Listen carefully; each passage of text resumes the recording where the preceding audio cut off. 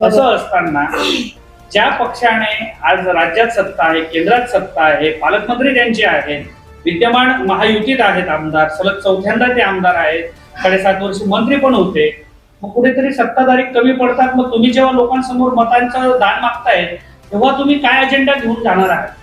आपण फक्त 120 जणांना दिली आहे, इथे थांबायचं आहे कुठे?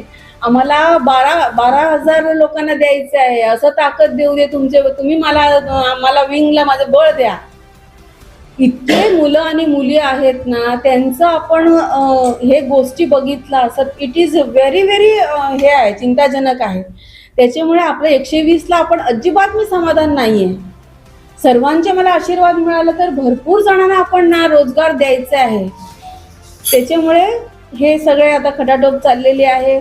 निवडून यायचं आहे, सर्वांची मदत घ्यायचं आहे. आणि आम्ही आता गोसोर सारखी कंपनी बरोबर अलायन्स केली आणि आमच्या स्वतःचं कृषीचं दुकान आहे. आणि इथे माझ्याकडे 34 जण आहेत. कणकवली ब्रँच आहे, बाजारात दुकान आहे आणि IT कंपनी आहे. आणि अजून आपण कंपनीला आपण अलायन्स करू, इथलं मुलांना, इथलं युवकांना, इथलं युवतींना, इथलं मेकॅनिकल आणि इंजिनिअरिंग शिकलेल्या मुलांना, BCA शिकलेल्या मुलांना, कम्प्युटर शिकलेल्या मुलांना आपण रोजगार द्यायचा आहे. आणि माझं त्याच्याहून अधिक लक्ष असणार आहे स्किल डेव्हलपमेंटमध्ये. आपल्याकडे स्किल डेव्हलपमेंटमध्ये कशाला पाहिजे? प्लंबर, वायरमॅन, चांगलं सुतार, चांगलं हे नाही आहेत. असं मार्केटमध्ये काय गरज आहे ना, ते कोणाला आवड कशामध्ये आहे ते स्किल डेव्हलपमेंटला मी प्राधान्य देणार आहे.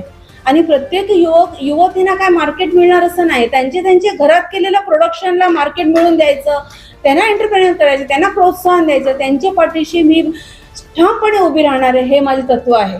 सावंतवाडीचा आरोग्याचा प्रश्न गेली कित्येक वर्ष ऐरणीवर आहे. तुम्ही स्वतः अँब्युलन्स सुविधा दिलेली आहे. कोविड काळामध्ये खूप साऱ्या लोकांचे प्राण तुमच्या अँब्युलन्समुळे वाचलेले आहेत, याचे साक्षीदार आम्ही आहोत.